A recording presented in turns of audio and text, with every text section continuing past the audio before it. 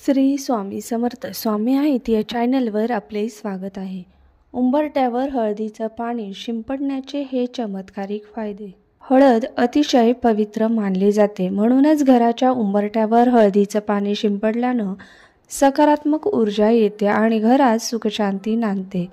पूजेतही हळदीचा वापर होतो। असे म्हणतात की घराच्या उंबरठ्यावर हळदीचं पाणी शिंपडल्यानं घरातील नकारात्मक शक्ती निघून जातात आणि संकटेही टळतात। उंबरठा हा ग्रहांचा केंद्रबिंदू मानला जातो, म्हणूनच असे मानले जाते की उंबरठ्यावर हळदीचं पाणी शिंपडल्यानं घरातील वास्तू आणि ग्रहदोष दूर होतात। घराचा उंबरठा राहूशी संबंधित मानला जातो, म्हणूनच उंबरठ्यावर हळदीचं पाणी शिंपडल्याने राहूचे दुष्परिणाम घरावर होत नाहीत आणि घरात सुख समृद्धी आणि वृद्धी होते।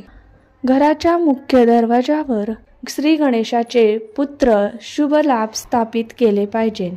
त्यामुळे उंबरठ्यावर हळदीचं पाणी शिंपडल्याने घरात सर्व शुभ कार्य होतात।